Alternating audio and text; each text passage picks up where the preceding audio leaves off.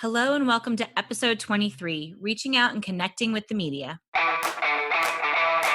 Welcome to the PR Playbook podcast with Ranjini Joshua, the only podcast that teaches you how to strategically navigate the world of public relations and social media and grow a powerful brand.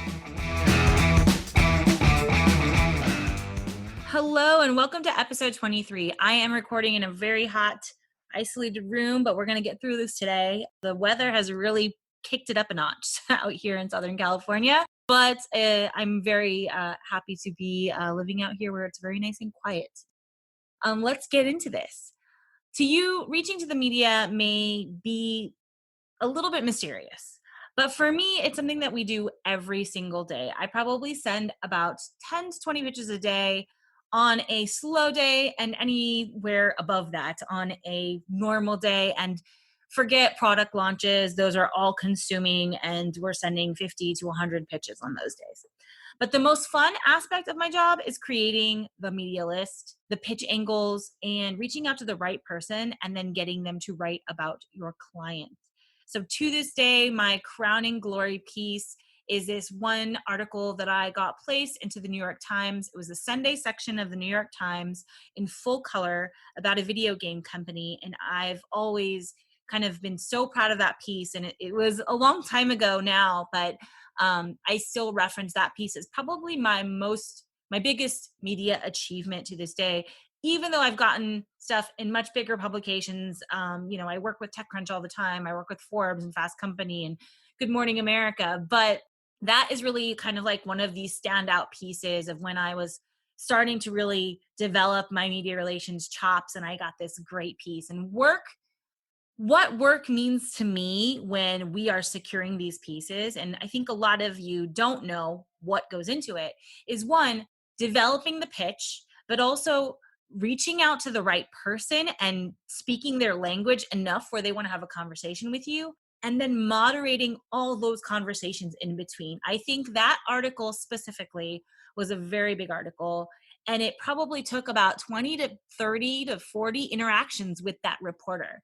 I was also traveling at the time, so I remember being sleep deprived and speaking to him at like really strange times. He was in New York and I was in another country in Europe, and I still had to get the article done. And I was actually in Europe with the client. So it was really interesting, that whole dynamic, and moderating with the client, getting them on the phone at the right time. And then once the article's written, fact checking and helping the reporter get all the facts correct and get all the names right and all that stuff. So a lot of work goes into it, and it starts with the pitching process, but it doesn't end until the article is published. And really, actually, I would say until the article is filed by the journalist. And then you kind of can take a breath and you can be like, okay, I think it'll be a good one. And, you don't always get to see the article. So journalists are not going to run the article by you. And I think this is another important thing to know.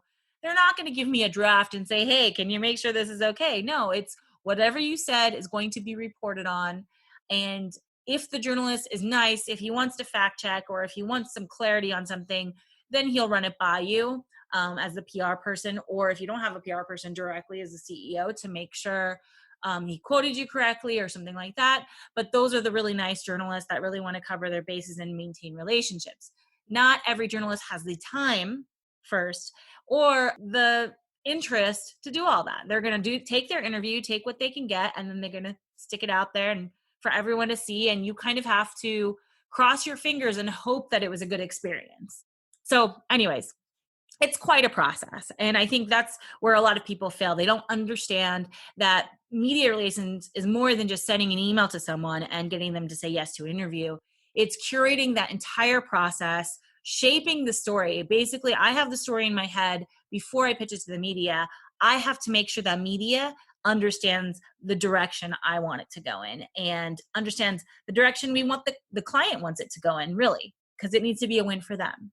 So it doesn't have to be too difficult. I know it sounds, I just made it overcomplicated, but there's really 5 simple ways to reach out to the media and make this a thoughtful process that you can recreate over and over again to get the brand recognition and coverage that you want. Now, if you don't have a media person and you're DIYing this whole thing, then you might want to start with one person at a time. And that actually might be a very effective plan for you because it could be very specific and directed. So, here are 5 steps to reaching out and connecting with the media. Number 1, identify who the target audience is. Who are you trying to reach? Why? And with what information? That is actually the number one thing. It's not, hey, I want to be in Forbes magazine. It's who do you want the target audience to be? Now, there is a different method of, hey, I want to be in Forbes magazine. And maybe we'll cover that in another podcast. But really, the first thing is to identify who is the target audience for the story that you're talking about, this narrative that you're creating in your head.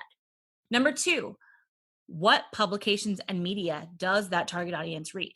So sometimes you think you know, but you realize, oh, wait, that person probably doesn't read that magazine. They probably read this other magazine, or they probably actually live online. That's probably the best place to go. So make sure you're going to the best place that will attract your target audience so that your coverage will be consumed by the right people. Third, research the reporter that covers the space you're in. I think I've said this before and I'll say it again. Research is your best friend. This means read their bio, find them on LinkedIn, find them on Twitter, read a few of their articles. Make sure they are the right person to talk to you. Make sure they have an interest in talking to you and that you're going to provide value to them. That's how you can almost guarantee that a reporter is going to take the interview. How are you going to provide value to the reporter? Fourth, talk to the reporter, contact the reporter with personalized email. So contact the reporter with a personalized email, meaning don't just say, hi, Joe. That's great. That's just personalizing the name. You really want to say, hey, Joe, I saw that you wrote about this last week. It seems like you've written a few articles on this, but I actually have a really interesting insight on that same topic. Can I share it with you? This first email is an introductory email. You don't want to make it too long. This should be like 4 to 5 sentences with a call to action. So the introduction should make sure that you identify that you know his background, what he writes about. And the second part should be what are you offering him? Why does he want to talk to you? And the third part is, what do you want? What do you want to come out of this? I'd love to take 30 minutes on your calendar. I'd love to send you a product for review. I'd love for you to connect me with somebody. It could be any of those things. So those are just a few examples. Number 5, the place where most people fail, and even PR people, anybody, is follow up. So follow up is at many levels. Number 1, follow up with your first email. If someone doesn't respond, and I've heard this so many times from clients, oh yeah, I sent them an email, but they never got back to me. Well, the media is not waiting to get back to you. They have, you've probably heard it from this podcast alone.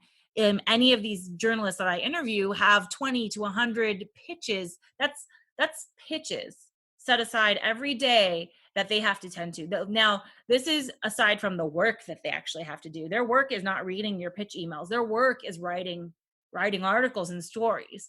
So think about that for a moment and understand that they're not waiting for you. So you really have to tell them how you can provide them value really upfront. And I'm sure they're grateful. And I know a lot of journalists that are very grateful for PR people, very grateful for pitches, and very, very nice and easy to work with. And really, they want you to provide value. And that's they value relationships. So follow up with these people. And when you follow up, just say, hey, look, I noticed you didn't get back to me, but I really think this story is a good fit for you. And then tell them why. So always follow up with some kind of value-driven add-on. That's a kind of like a very salesy term, but yes, a value-driven add-on will help kind of reinforce why they need to talk to you. And I would follow up maybe 3 or 4 times. And then around the 4th time, you could probably tell if they just have radio silenced you, they don't want to talk to you. Now, follow-up comes in 2 different parts. So this is the initial follow-up, is to like kind of get the conversation going. But what about if you got the interview? What if they got the product and they reviewed it?